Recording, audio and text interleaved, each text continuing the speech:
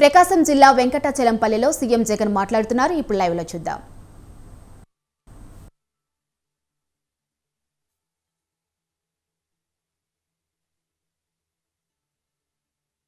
వాలంటీర్లు ఒక మనవడిగా ఒక మనవరాలిగా పలకరిస్తూ అవ్వ తాతలకు అండగా ఉంటూ పెన్షన్ నేరుగా చేతుల్లోనే పెడతా ఉన్న పరిస్థితి గతంలో ఎప్పుడు చూడని విధంగా జరుగుతూ ఉంది.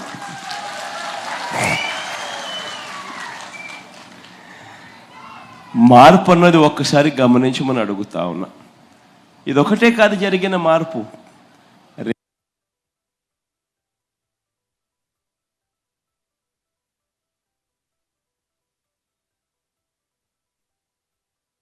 ₹1000 మాత్రమే ఇస్తా ఉన్న పరిస్థితి ఉంటే అది కూడా కేవలం అరకొరగానే కేవలం 39 లక్షల మందికి మాత్రమే ఇస్తా ఉన్న పరిస్థితి ఉంటే అది కూడా జన్మభూమి కమిటీలకు లంచాలు ఇచ్చుకునో లేకపోతే జన్మభూమి కమిటీలు మీరు ఏ పార్టీ వారు అని చెప్పి అడిగి తెలుసుకొని వివక్ష చూపుతూ ఇచ్చే పరిస్థితి నుంచి మీ బిడ్డ ప్రభుత్వం వచ్చిన తర్వాత ఈరోజు అర్హత ఉన్న ఏ ఒక్కరైనా కూడా వాళ్ళు చివరకు గత ఎన్నికల్లో మన పార్టీకి ఓటు వేశారా లేదా అన్నది కూడా పక్కన పెట్టి కులం చూడకుండా మతం చూడకుండా రాజకీయాలు చూడకుండా వర్గాలు చూడకుండా చివరికి ఏ పార్టీ మనుషులు అని కూడా చూడకుండా ప్రతి ఒక్కరిని కూడా నా అవ్వ నా తాత అని చెప్పి గుండెల్లో పెట్టుకుని చూసుకున్న ప్రభుత్వం ఏదైనా ఉంది అని అంటే అది మీ బిడ్డ ప్రభుత్వమే అని కూడా చెప్పడానికి గర్వపడతా ఉన్నా.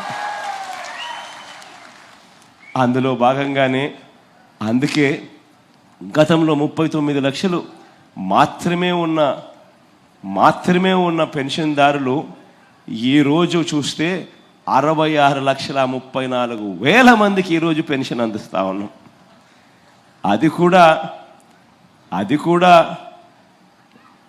ఎన్నికలకి 2 నెలల ముందు వరకు కూడా ₹1000 ఇస్తా ఉన్న గత ప్రభుత్వం మాదిరిగా కాదు. ఈరోజు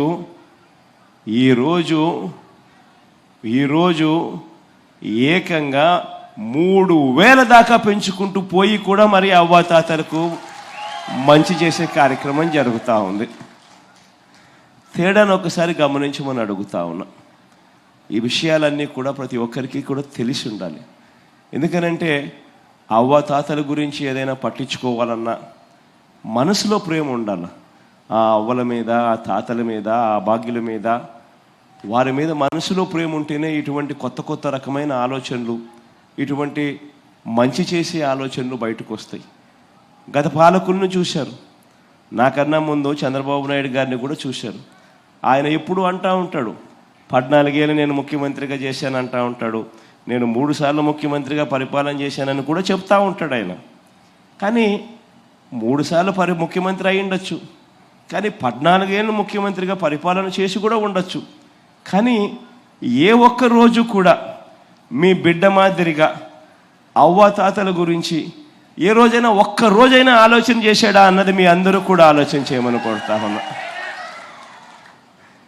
కారణం ఏమిటి అని అంటే మనసులో ఉండాలి ప్రేమ మనసులో ఉంటేనే అది చేతల్లో బయటకు వస్తుంది. అప్పుడే అవ్వాతాతల ముఖంలో చిరునవ్వును చూడాలని తాపత్రయం ఉంటేనే ఆ ప్రేమ అనేది బయటకు వస్తుంది. ఈ విషయాలన్నీ కూడా నేను ఎందుకు చెప్తా ఉన్నాను అని అంటే రాబోయే రోజుల్లో మీరంతా కూడా చూస్తూ ఉన్నారు ఏ మాదిరిగా జరుగుతూ ఉన్నాయి రాజకీయాలు అనేది మీరే చూస్తూ ఉన్నారు. అసలు రాజకీయాలు అన్నది నిజంగా పాతాళానికి వెళ్ళిపోయాయి. విలువలు లేవు, విశ్వసనీయత లేని రాజకీయాల మధ్య ఈ వ్యవస్థను మార్చడానికి మీ బిడ్డ మొట్టమొదటిసారిగా అడుగులు వేగంగా వేశాడు. ఇంతకుముందు ఎప్పుడైనా కూడా ఎవరైనా కూడా మేనిఫెస్టో అని చెప్పి ఎన్నికలప్పుడు ఎన్నికల ప్రణాళిక అని చెప్పి ఒక మేనిఫెస్టో అనేది ఇచ్చేవాళ్ళు. ఆ మేనిఫెస్టో చూస్తే అబ్బో రంగురంగులుగా కనిపిస్తూ ఉంది. అవ్వలకి ఇది చెప్పేస్తూ ఉన్నాడు, తాతలకి ఇది చెప్పేస్తూ ఉన్నారు, అక్క చెల్లెమ్మలకి ఇది చెప్పేస్తూ ఉన్నారు, పిల్లలకి ఇది చెప్పేస్తూ ఉన్నారు అని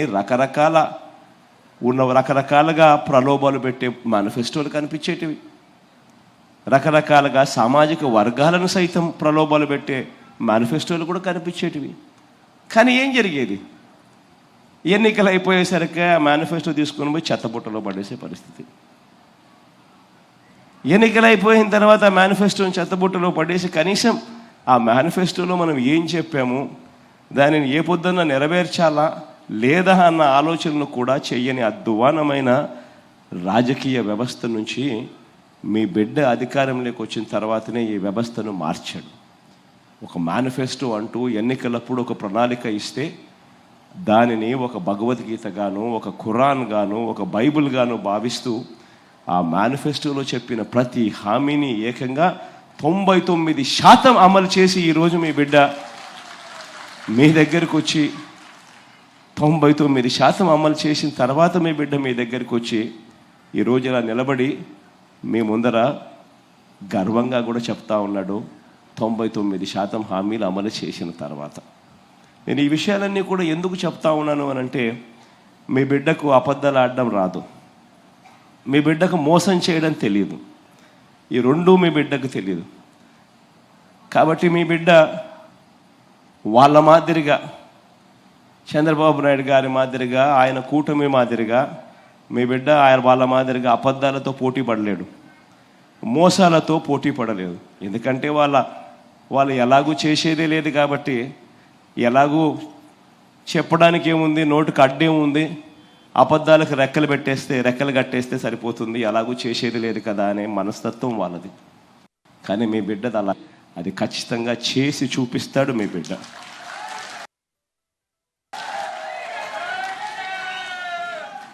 అందుకనే మీ బిడ్డ అబద్ధాలు చెప్పలేడు కాబట్టి, మోసాలు చేయలేడు కాబట్టి కొన్ని వాస్తవాలు కూడా మీ అందరి ముందు కూడా ఉంచుతా ఉన్నా. ఈరోజు అందరూ కూడా ఆలోచన చేయమని అడుగుతా ఉన్నా. ఈరోజు జనాభా ప్రకారంగా 5 కోట్ల ఆంధ్ర రాష్ట్రం మంది. ఈ జనాభా ప్రకారంగా చూస్తే ఇలా 66,34,000 మందికి పెన్షన్ అందుకుంటా ఉన్న జనాభా ప్రకారం చూస్తే అత్యధికంగా ఇస్తా ఉన్న రాష్ట్రం జనాభా ప్రకారం మనదే. ఇది ఒకటి గుర్తుపెట్టుకోవాల్సిన అంశం.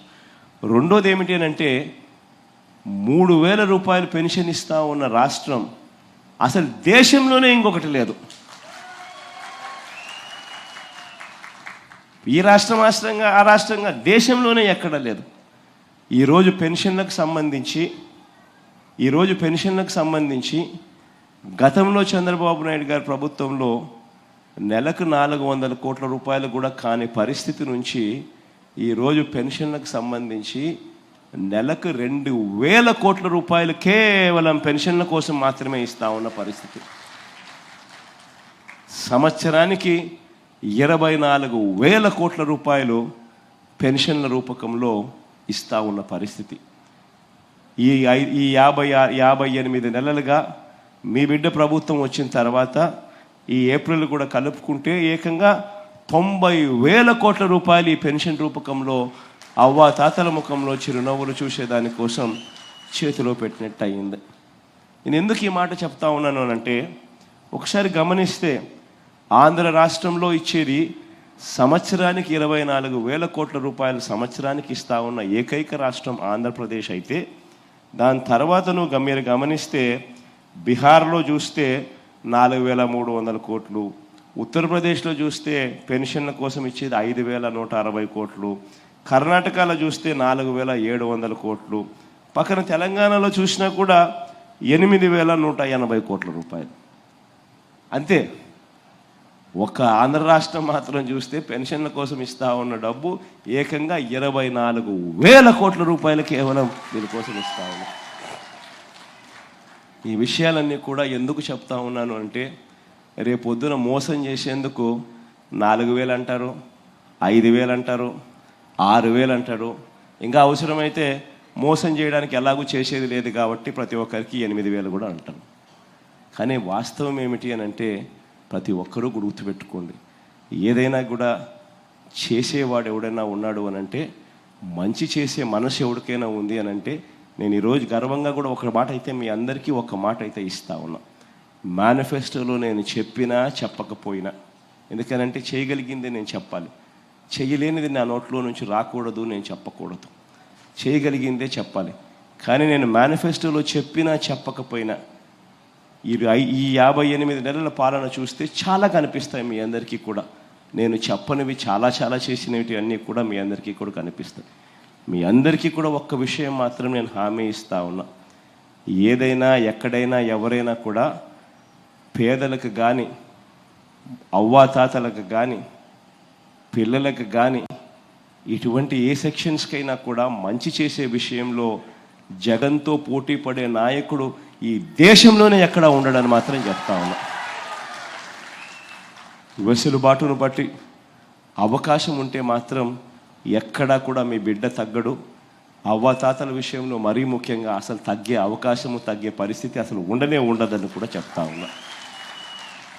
ఈ విషయాలన్నీ కూడా మీ అందరికీ ఎందుకు చెప్తా ఉన్నాను అని అంటే 2014లో ఏం జరిగింది అన్నది కూడా మీరందరికీ కూడా తెలిసి ఉండాలి. గతంలో ఇదే చంద్రబాబు నాయుడు 2014లో మీకు గుర్తుందే ఉంటుంది. నా సిద్ధం సభలు చూస్తూ ఉన్నారా, టీవీలలో అన్న చూస్తూ ఉన్నారా మీరంతా? నా సిద్ధం సభల్లో నేను చెప్పే మాటలన్నీ కూడా, నా సిద్ధం సభల్లో నేను మాట్లాడే మాటలన్నీ కూడా మీరంతా ఒకవేళ నిజంగా చూస్తూ ఉండింటే టీవీలలో, చూసే వాళ్ళందరూ చేతులు ఒక్కసారి పైకి ఎత్తండి. చూసేవాళ్ళు మాత్రమే.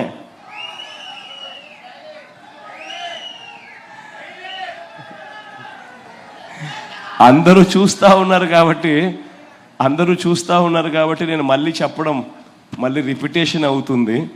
ఎందుకనంటే 2014లో చంద్రబాబు నాయుడు ఏం హామీలు ఇచ్చినాడు అని చెప్పి నేను ఇలా ఆయన పోస్టర్ చూపించి ఆయన స్వయంగా సంతకం పెట్టి ఆయన ఫోటో, మోడీ గారి ఫోటో, దత్తపుత్రుడి ఫోటోతో 2014లో ఆయన ఎన్నికల ప్రణాళికలో ఏం చెప్పాడు అని ఇలా మనం ఫోటోలు చూపించి ఆ తర్వాత ఆయన చెప్పిన హామీలు, ముఖ్యమైన హామీలు ఇవి అని అంటూ 2014లో ఏ రకంగా చంద్రబాబు నాయుడు ప్రతి ఇంటికి ఆ పాంఫ్లెట్ పంపించడమే కాకుండా టీవీలలో అప్పట్లో ఈనాడులోను, ఆంధ్రజ్యోతిలోను, TV5లోను ఏ రకంగా అడ్వర్టైజ్మెంట్ ఇచ్చి ఆ తర్వాత 2014 ఎన్నికలు అయిపోయిన తర్వాత ఆ పాంఫ్లెట్లో రాసినవేటి ముఖ్యమైన హామీలు అంటూ తాను చెప్పినటివి ఆయన ఫోటో, మోడీ ఫోటో, దత్తపుత్రుడి ఫోటో, వీళ్ళందరి ఫోటోలు పెట్టి ఆయన సంతకం పెట్టి ఇంటింటికి పంపించిన విషయాలలో ఒక్కటంటే ఒక్కటి కూడా ఆయన కనీసం అమలు చెయ్యని పరిస్థితులన్నీ కూడా మీ అందరికీ సిద్ధం సభల్లో ఆ పోస్టర్ చూపించి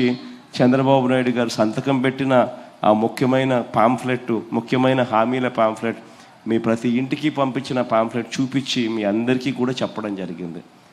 ఒకటి మీ అందరికీ కూడా చెప్తా ఉన్నా, మోసం చేసే వాళ్ళని నమ్మద్దండి, అబద్ధాలు చెప్పే వాళ్ళని నమ్మద్దండి. ఎందుకనంటే ఈరోజు మీ బిడ్డ దాదాపుగా సంవత్సరానికి 70,000 కోట్ల రూపాయలు ఖర్చు చేస్తూ ఉన్నాడు. ఈ మాదిరిగా ఇంతకుముందు ఎప్పుడూ జరగల.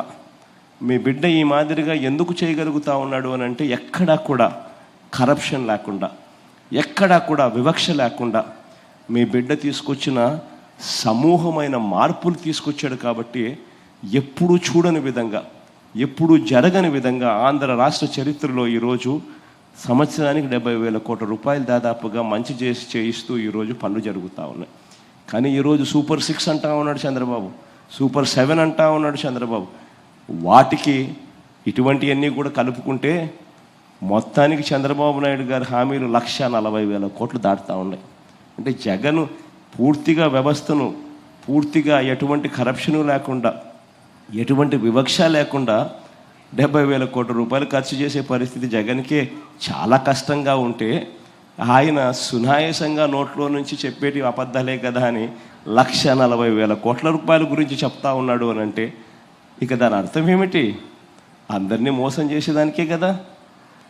ప్రతి ఒక్కరూ కూడా ఈ విషయాన్ని గుర్తుపెట్టుకోండి. తర్వాత మళ్ళీ చంద్రబాబు నాయుడుకు పొరపాటున ఓటేస్తే మాత్రం పులి నోట్లో తలకాయ పెట్టినట్టే అన్నది ప్రతి ఒక్కరూ కూడా గుర్తుపెట్టుకోండి. ఈ విషయాలన్నీ చెప్పి ఇక మైక్లో మీరెవరైనా మాట్లాడాలనుకుంటే మీ దాకా మైక్కి పంపిస్తా. మీరేదైనా సలహాలు, సూచనలు ఏదన్నా ఇస్తే కూడా తీసుకుంటాను.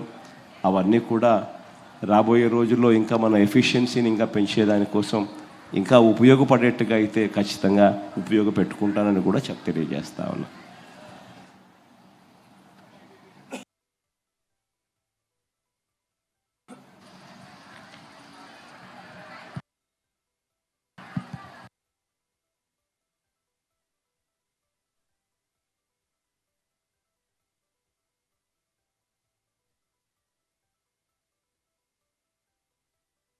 అమ్మ మాట్లాడి మైక్ కొంచెం చూడండి.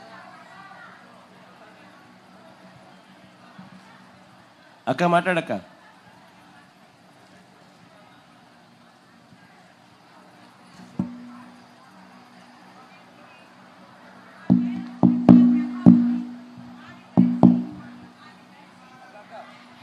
అక్క ఒక్కసారి మైక్ నీది పని చేయడం లేదక్క, ఈ మైక్ తీసుకోక్క.